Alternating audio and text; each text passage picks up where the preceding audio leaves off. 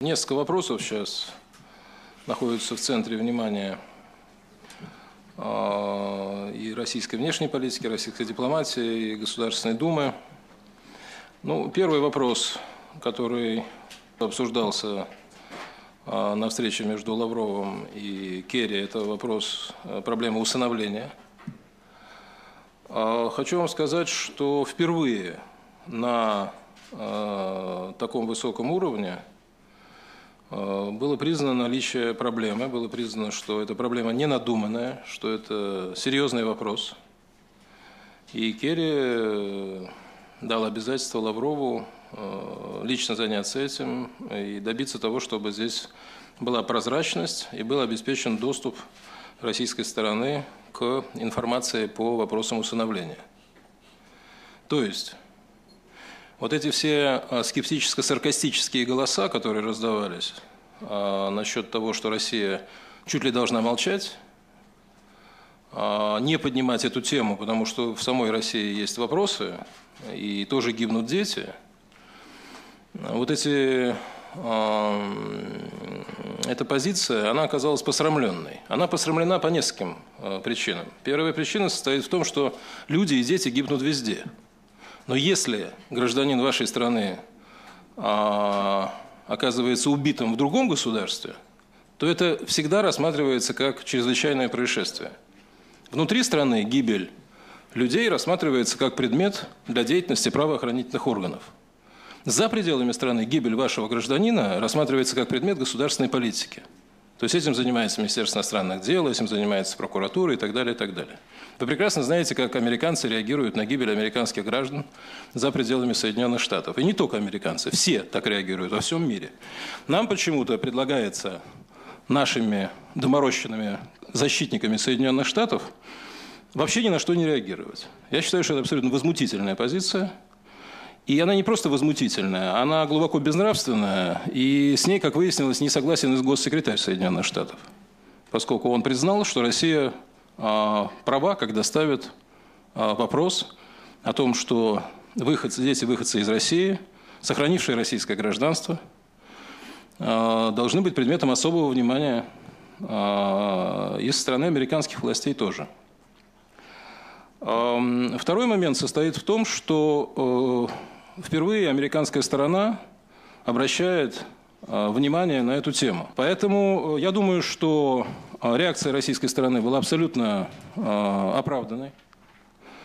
Я считаю, что обращение Государственной Думы к Конгрессу Соединенных Штатов абсолютно обосновано, чтобы Конгресс подключился к защите наших детей в США.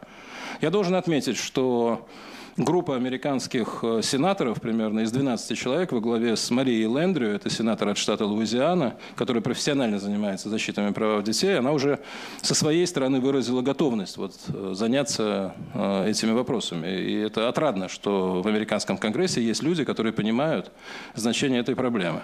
Но, естественно, мы будем ждать ответа официального от американского Конгресса на наше обращение. Слова Керри о том, что он признает, что эта проблема не надуманная, показывают, что обращение Госдумы в полной мере оправдано и обосновано. Если эта проблема реальная, а не надуманная, значит, мы имеем право обратиться к американским законодателям. Второй момент, который я хотел бы отметить, состоит в том, что сейчас стало гораздо больше известно относительно того, что происходит в сфере детского усыновления и вообще семейного насилия в Соединенных Штатах Америки. Я не считаю, что в США, здесь ситуация хуже, чем во многих других странах. Однако статистика говорит о том, что степень насилия в отношении детей в Соединенных Штатах, к сожалению, по этому показателю США находится среди первых государств мира. В 2011 году, по данным американских средств массовой неправительственных организаций, погибли 1570 детей от издевательств или отсутствия должного внимания со стороны родителей. Есть ряд других данных. По данным некоторых других организаций, речь идет о 2000 детей. Примерно 80% от этого числа – это дети в возрасте менее 4 лет. Значит, по России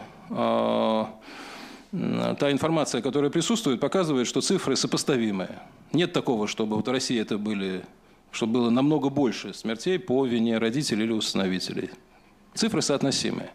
Поэтому не следует изображать ситуацию так, что здесь дети каждый день рискуют жизнью, а в Соединенных Штатах они попадают в райские условия. Если повезет, то попадают в хорошие условия. Если не повезет, то попадают в вот такие условия, которые нам с вами известны. По поводу Максима Кузьмина. Что беспокоит?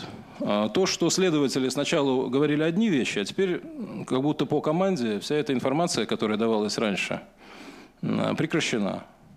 Не поступает больше. Вот такой негативный как бы для Соединенных Штатов информации. Говорили о том, что на теле были синяки, теперь выясняется, что, может быть, их и не было.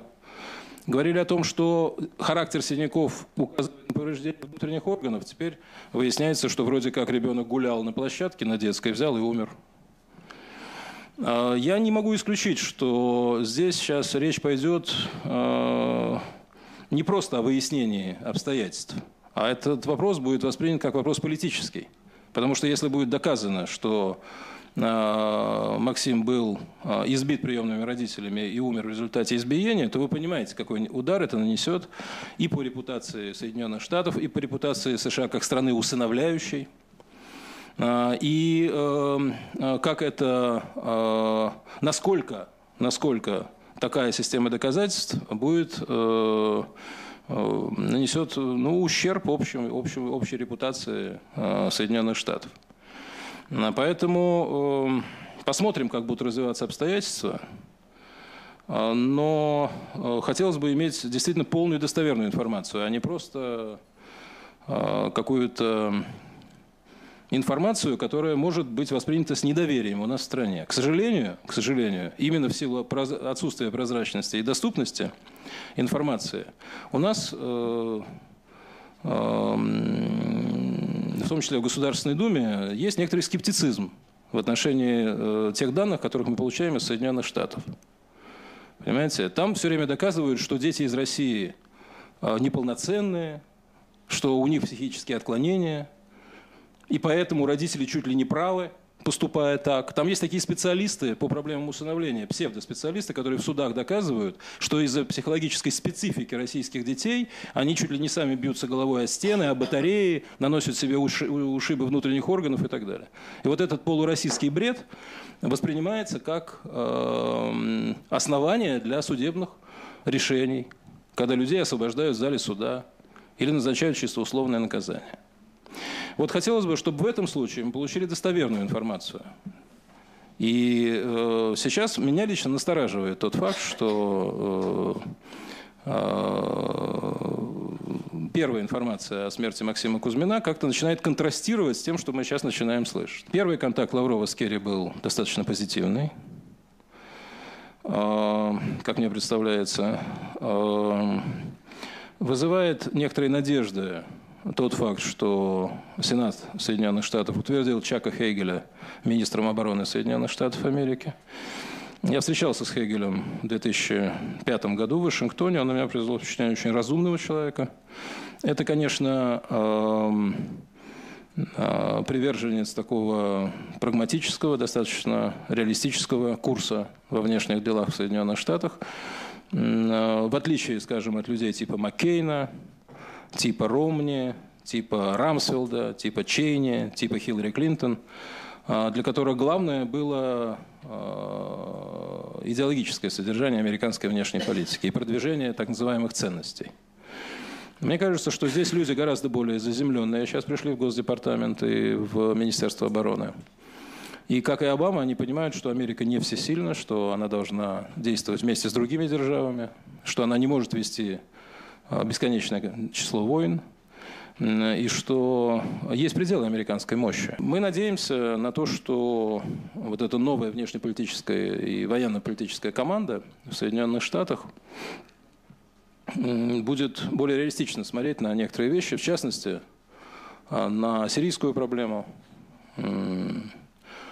Вы знаете, что прежнее руководство Пентагона, Госдепартамента и ЦРУ настаивало на том, чтобы Соединенные Штаты начали вооружать сирийских повстанцев. Обама принял решение этого не делать. Я думаю, что решение абсолютно правильное. Потому что все начинается с вооружения, а потом оказывается страна, вовлеченная в войну, в которую она не хочет втягиваться.